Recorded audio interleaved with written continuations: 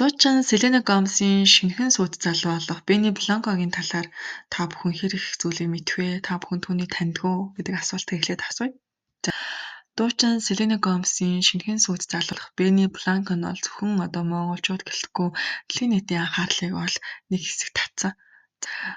Тэрээр бол тэгтээ зөвхөн Селена Гомезын сүйт залуу, найз залуу гэдгээр яригдаад дуу хөгжмийн ертөнцид аль хэдийн өрн байр суурь, алдар нэрийг олсон маш тийм авьяаслаг, ая зохиогч, продюсер нэгэн байгаа.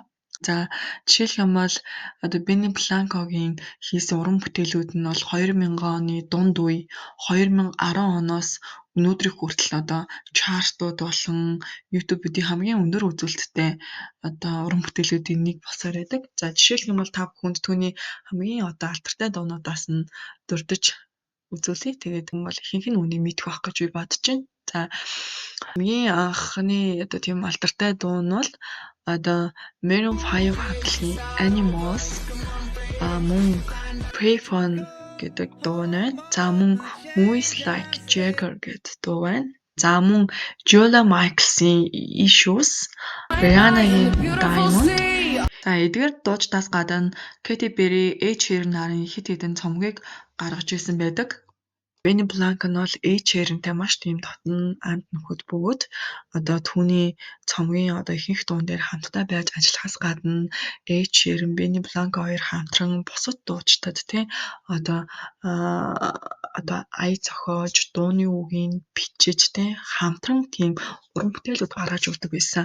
За тэгээд тэдгээр гаргасан уран бүтээлүүдээс нь дурдах юм бол хамгийн олон хүний мэддэг дуу бол дуучин Justin Bieber-ийн Love Yourself гэдэг дуу байдгийм байлээ. Зөвхөн дээр дурдсан уран бүтээлчдээс гадна түүний хамтарсан алдартай одуудыг нэрлэх юм бол бүр маш урт жагсаалт гарна.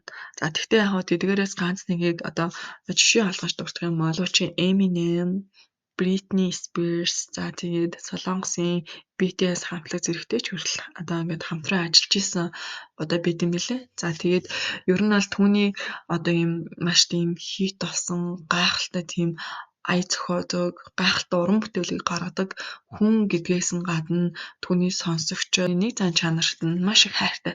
Тэр нь ямар зан чанар вэ гэх юм бол тэрээр сая ингээд дөнгөжл ингээд жишээ олгоод дурдж байгаа дуунуудаас гадна маш олон уран бүтээлээ хизээч энэ бол минийх, энэ дууг бол би зохиосон, энэ аяыг би ингээд зохиохын тулд ингэжсэн ийм бэрхшээл гарсан, тэр үед нь тэгжсэн гэж юусэн ярьдаггүй.